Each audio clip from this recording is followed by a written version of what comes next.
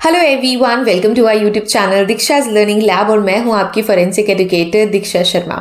आज की वीडियो में हम कुछ क्वेश्चंस डिस्कस करने वाले हैं जो कि आप सभी ने मुझसे पूछे हैं related to Delhi forensic science laboratory recruitment 2024। थोड़े टाइम पहले ही मैंने आप सभी को इन्फॉर्म किया था कि जो दिल्ली एफएसएल है रोहिणी की, उन्होंने डिफरेंट पोस्ट्स के लिए डिफरेंट डिविजन्स में फोरेंसिक साइंस लेबोरेटरी में रिक्रूटमेंट प्रोसेस शुरू करी है junior scientific assistant, junior scientific officer के नाम पे। एंड डिफरेंट डिविजन्स के अकॉर्डिंग आप फॉर्म फिल कर सकते हैं। क्या एलिजिबिलिटी है, क्या सैलरी आपको मिलेगी, कौन कौन फॉर्म फिल कर सकता है, किस तरीके से आपको फॉर्म फिल करना है, ये सारी चीज़ें मैंने डिस्कस करी थी विद दी PDF नोटिफिकेशन जो कि फोरेंसिक साइंस लेबोरेटरी की वेबसाइट पे अवेलेबल है। ठीक है, अब इसके बाद आप सभी को कंफ्यूजन था कि आपको किस तरीके से फॉर्म फिल करना है, तो मैंने उस पर भी एक वीडियो बनाई थी, how to fill the form, step by step process उसमें मैंने बताया था। लेकिन अभी भी बहुत सारे स्टूडेंट्स को अलग अलग तरीके के कन्फ्यूजन्स हैं और ये सिमिलर टाइप के क्वेश्चंस बहुत सारे स्टूडेंट्स मुझसे पूछ रहे हैं। तो इसी वजह से मैंने सोचा कि इस पे एक वीडियो बना दी जाए ताकि आप सभी को, अगर इनमें से कोई भी कन्फ्यूजन या क्वेश्चन है तो आपका जो कन्फ्यूजन है वो दूर हो जाए। तो मैंने वो सारे क्वेश्चंस लिस्ट डाउन किए हैं, एक एक करके मैं डिस्कस कर लेती हूँ। तो सबसे पहला क्वेश्चन है हाउ टू अप्लाई, क्योंकि बहुत सारे स्टूडेंट्स मुझसे लिंक मांग रहे थे कि मैम आप हमें लिंक प्रोवाइड कर दो जहाँ से हम एप्लीकेशन फॉर्म फिल कर सके। तो देखो, कोई लिंक नहीं है फॉर्म फिल करने के लिए। आपको क्या करना है, दिल्ली एफएसएल की वेबसाइट पे जाना है, जो PDF अवेलेबल है उनकी वेबसाइट पे, जिसका डिस्कशन मैंने किया था, उसमें ही आपको फॉर्म का फॉर्मेट मिल जाएगा। उस फॉर्म के फॉर्मेट का आपको प्रिंट निकलवा लेना है। उस प्रिंट निकलवाने के बाद आपको वो मैनुअली फिल कर लेना है।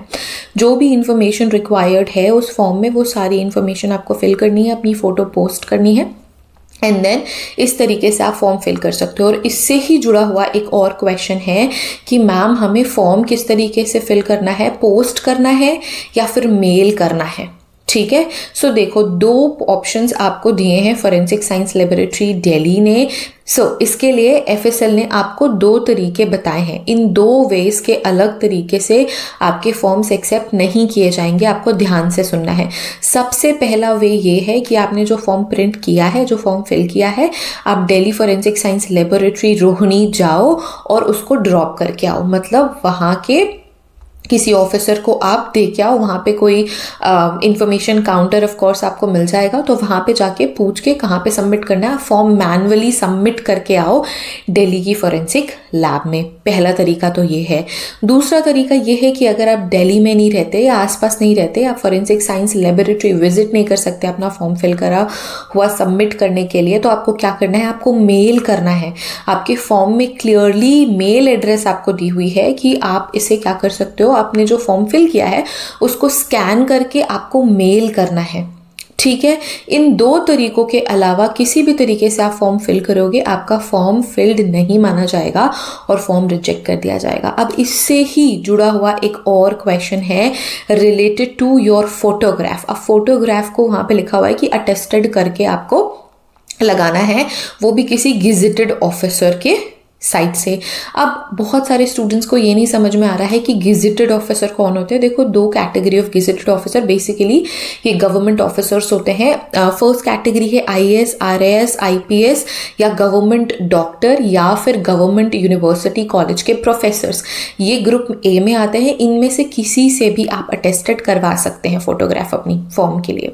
ठीक है, जो ग्रुप B है उसमें आपके सेक्शन ऑफिसर्स आते हैं, जो यूनिवर्सिटी कॉलेज है गवर्नमेंट के, उनके लेक्चरर्स, प्रोफेसर्स, असिस्टेंट प्रोफेसर्स आते हैं, तो आप उनसे भी अटेस्टेड करवा सकते हैं। तो आप इनमें से किसी भी इंडिविजुअल से अपनी फोटोग्राफ फॉर्म में अटेस्टेड करवा के सबमिट करेंगे। ठीक है, अब एक और क्वेश्चन है कि इसमें ये ऑप्शन आपको दिया गया है ना कि आप फोरेंसिक साइंस लैब जाके अपना फॉर्म सबमिट कर दो। तो बहुत सारे स्टूडेंट्स को ऐसा लग रहा है क्या सिर्फ दिल्ली के लिए ही अवेलेबल है, क्या सिर्फ और सिर्फ दिल्ली के रेसिडेंट ही इस फॉर्म के लिए फिल कर सकते हैं, इस फॉर्म को इसके लिए एलिजिबल है। तो ऐसा कुछ भी नहीं लिखा हुआ है कि ये सिर्फ और सिर्फ दिल्ली के रेसिडेंट के लिए है। जहां तक मुझे लगता है ऑल ओवर इंडिया से सारे के सारे स्टूडेंट्स एलिजिबल हैं। अगर आप एलिजिबिलिटी क्राइटेरिया फुलफिल करते हैं तो लोकेशन का कोई पैरामीटर मेंशन नहीं था पूरे के पूरे फॉर्म में कि सिर्फ दिल्ली के स्टूडेंट्स या दिल्ली एरिया के लोग या फिर सेंट्रल इंडिया के लोग या फिर साउथ इंडिया के नहीं कर सकते, नॉर्थ इंडिया के नहीं कर सकते, एक्सेट्रा एक्सेट्रा। आप अगर इंडियन सिटीजन्स हैं, अगर आप एलिजिबिलिटी क्राइटेरिया या एजुकेशनल क्वालिफिकेशन को फुलफिल करते हैं तो आप ये फॉर्म फिल कर सकते हैं। ऐसा कुछ भी नहीं है कि it is restricted to Delhi only. हाँ, बट आपको जो जॉब पोस्टिंग मिलेगी वो दिल्ली के किसी भी एरिया में मिल सकती है, किसी भी मोबाइल फोरेंसिक लैब में मिल सकती है। ठीक है, सो ये क्वेश्चन हो गया। नेक्स्ट क्वेश्चन क्या है कि एमएससी फाइनल में जो स्टूडेंट्स है क्या वो फॉर्म फिल कर सकते हैं? नहीं, अगर आप एमएससी फाइनल ईयर में अभी हो, अगर आप फाइनल सेमेस्टर में भी हो या फाइनल ईयर में भी हो, अभी तो दूसरे सेमेस्टर चल रहे हैं बेसिकली, अगर आप फाइनल ईयर में हो तो आप फॉर्म फिल नहीं कर सकते। क्यों नहीं कर सकते? क्योंकि आप जो फॉर्म फिल करोगे ना उसमें आपको अपनी ग्रेजुएशन और मास्टर्स दोनों की ही डिटेल ऐड करनी है, तो आप मास्टर्स की कंप्लीट डिटेल ऐड नहीं कर पाओगे। सो इस वजह से आप एलिजिबल नहीं हो। वो सारे के सारे स्टूडेंट्स जो मास्टर फाइनल ईयर में है वो एलिजिबल नहीं है इस पोस्ट के लिए, आप अप्लाई नहीं कर सकते। Next similar type of question ये था कि हमारा मास्टर्स कंप्लीट हो गया, हमें रिजल्ट भी मिल गया बट मार्कशीट नहीं मिली है तो क्या करें? तो जल्दी से जल्दी अपनी मार्कशीट अरेंज करने की कोशिश करो, क्योंकि आपका जो इंटरव्यू है वो 4 सितंबर से 11 सितंबर के बीच में अरेंज करेगा। तो अपनी इंटरव्यू के पहले पहले आप अपनी सारी मार्कशीट, सारे सर्टिफिकेट्स अरेंज कर लो, तो फिर आप फॉर्म फिल कर सकते हो, क्योंकि आपका रिजल्ट आ गया तो आप फॉर्म फिल कर सकते हो, राइट? सो वो सारे के सारे स्टूडेंट्स जिनका मास्टर्स कंप्लीट हो गया है बट किसी रीजन की वजह से अगर आपके मार्कशीट्स या सर्टिफिकेट्स आपके पास नहीं है, तो आप अपनी यूनिवर्सिटी विजिट करो, अपने कॉलेज विजिट करो, उनको बताओ कि आपने जॉब के लिए अप्लाई किया हुआ है, ताकि जल्दी से जल्दी आप अपने सर्टिफिकेट्स एंड मार्कशीट्स को कलेक्ट कर सको अपनी यूनिवर्सिटी से। ठीक है, नेक्स्ट क्वेश्चन क्या था? How many post can be filled? So कितने पोस्ट के लिए आप अप्लाई कर सकते हो? बहुत सारे ऐसे स्टूडेंट्स हैं जो मल्टीपल पोस्ट के लिए क्या है इंटरेस्टेड हैं। तो देखो, इसमें ऐसा कुछ भी मेंशन नहीं था कि स्टूडेंट्स मल्टीपल पोस्ट के लिए अप्लाई कर सकते हैं या नहीं कर सकते, मल्टीपल फॉर्म्स फिल किए जाएंगे या नहीं किए जाएंगे। देखो, कोई एप्लीकेशन फीस नहीं है इसके लिए कि आपको कोई पैसे नहीं बटाने पड़ रहे फॉर्म फिल करने के लिए। जहाँ तक मुझे ऐसा लगता है कि अगर आप इंटरेस्टेड हो, आपका बहुत ज़्यादा मन है, this is my personal opinion, मुझे इसकी इन्फॉर्मेशन एज सच नहीं है कि क्या उनकी रिक्वायरमेंट है, एफएसएल वालों की क्या रिक्वायरमेंट है, बट बहुत सारे स्टूडेंट्स मल्टीपल पोस्ट के लिए फिल करना चाहते हैं। ऐसा है, तो अगर ऐसा है तो मेरे हिसाब से आप देख लो कि इंटरव्यू की डेट क्लैश ना हो। अगर डिफरेंट जो पोस्ट है उनका सेम डे पे इंटरव्यू है तो I guess you will not be able to sit in that interview again, या फिर ऐसा कुछ भी मेंशन है ही नहीं। एक्चुअल दिक्कत यहाँ पे ये है कि इन्होंने कुछ भी मेंशन नहीं करा है कि एक कैंडिडेट डिफरेंट फॉर्म्स के लिए एलिजिबल है या नहीं है, फिर डिफरेंट फॉर्म्स एंटरटेन करे जाएंगे या नहीं करे जाएंगे। तो दोनों चीज़ें हो सकती हैं कि मल्टीपल फॉर्म्स एंटरटेन करे भी जाएं या मल्टीपल फॉर्म्स देख के आपका एप्लीकेशन रिजेक्ट हो जाए। तो आप सोच समझ के ये अपना पर्सनल डिसीजन आपको लेना है कि आपको मल्टीपल पोस्ट के लिए मल्टीपल फॉर्म फिल करने हैं या नहीं करने हैं। ऐसी कोई इन्फॉर्मेशन एप्लीकेशन फॉर्म में तो नहीं बताई गई है। नेक्स्ट, अटेस्टेड का मैंने बता दिया। फॉर्म कहाँ से डाउनलोड होगा? दिल्ली एफएसएल की वेबसाइट से डाउनलोड हो जाएगा, जो नोटिफिकेशन पीडीएफ है उसमें ही अटैच्ड है। ओके, क्या फॉर्म को पोस्ट करना है? नहीं, आपको बाय पोस्ट फॉर्म नहीं भेजना है। 2 तरीके मैंने जो मेंशन करे वीडियो में अभी, उसी ही तरीके से आपको फॉर्म फिल करना है। एज रिलैक्सेशन की बात, बहुत सारे स्टूडेंट्स मुझसे एज रिलैक्सेशन के बारे में भी पूछ रहे थे। देखो, एज रिलैक्सेशन की इन्फॉर्मेशन भी एप्लीकेशन फॉर्म में नहीं बताई गई है। जो मिनिमम एज है वो 27 ईयर्स है। अगर आप 27 साल के हैं या 27 साल से कम के हैं तो आप एलिजिबल हैं इस पोस्ट के लिए। जो भी पोस्ट वैकेंसीज आई हैं उनके लिए एलिजिबल हैं। अगर आप 27 ईयर्स अबव हैं, अनफॉर्चुनेटली शायद आपका जो एप्लीकेशन फॉर्म है वो रिजेक्ट कर दिया जाए या आपका कैंडिडेचर रिजेक्ट कर दिया जाए। हाँ, यहाँ पे एक चीज़ मैं मेंशन करना चाहूँगी कि जो डिफरेंट कैटेगरीज होती हैं, रिजर्वेशन कैटेगरीज जो होती हैं, उनको कुछ एज रिलैक्सेशन मिलता है, लेकिन एज रिलैक्सेशन की कुछ भी पॉइंट्स थे ही नहीं एप्लीकेशन फॉर्म में। तो यहाँ पे मैं कोई कॉमेंट पास नहीं कर सकती ऑन एज रिलैक्सेशन। बट हाँ, आप एक पॉसिबिलिटी लेके चलो, अगर आप एलिजिबल हो तो फॉर्म फिल कर दो। क्या पता आपके कैटेगरी के अकॉर्डिंग आपको एज रिलैक्सेशन मिल जाए। जो भी सेंट्रल रिजर्वेशन लिस्ट के कैंडिडेट्स हैं, जो सेंट्रल रिजर्वेशन लिस्ट में जो एज रिलैक्सेशन मेंशन करी गई होगी, उसके according maybe I am not so sure, आपको एज रिलैक्सेशन मिल जाए। और ये एज कब तक काउंट करी जाएगी? जो फॉर्म फिल करने का लास्ट डेट है, that is 23 August 2024। So form fill करने की लास्ट डेट पे आपकी जो एज है वो काउंट करी जाएगी, ठीक है। सो एक और क्वेश्चन है कि क्या फॉर्म के साथ साथ आपको आपके सर्टिफिकेट्स भी भेजने थे। आइडियली फॉर्म्स के साथ साथ सर्टिफिकेट भेजे जाते हैं, लेकिन अगर आपने सर्टिफिकेट्स भेज दिए हैं तो भी कोई बात नहीं, नहीं भेजे हैं तो भी कोई बात नहीं, ठीक है।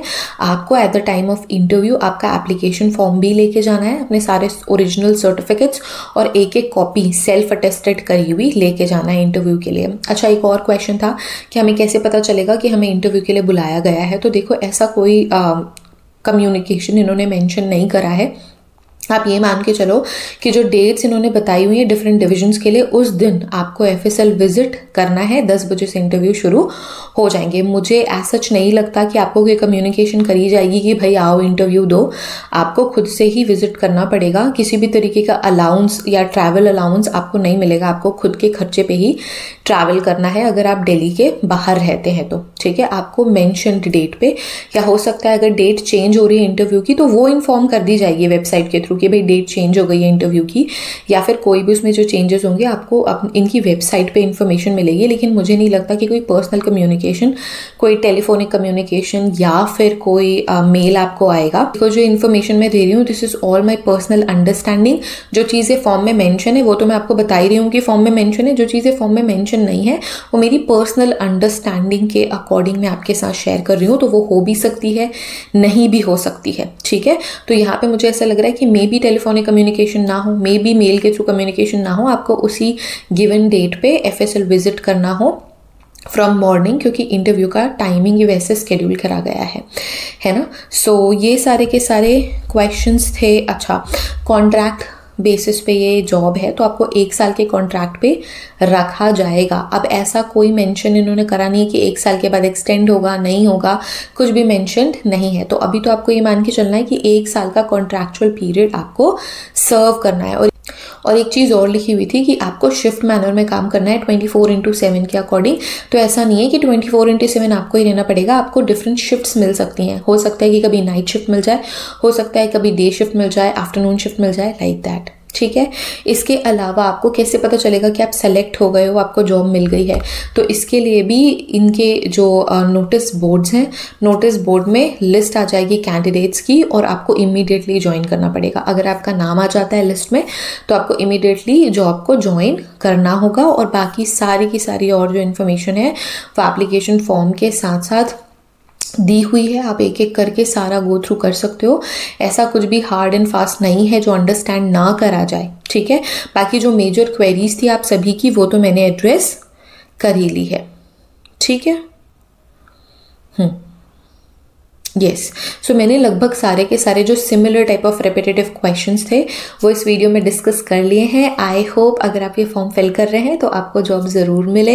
इन the next video we are going to discuss कि किस तरीके के क्वेश्चंस आप एक्सपेक्ट कर सकते हो इंटरव्यू में, या फिर इंटरव्यू के लिए खुद को कैसे प्रिपेयर करें, क्योंकि आपके इंटरव्यू के बाद आपको जॉब मिलेगी दिल्ली एफएसएल में।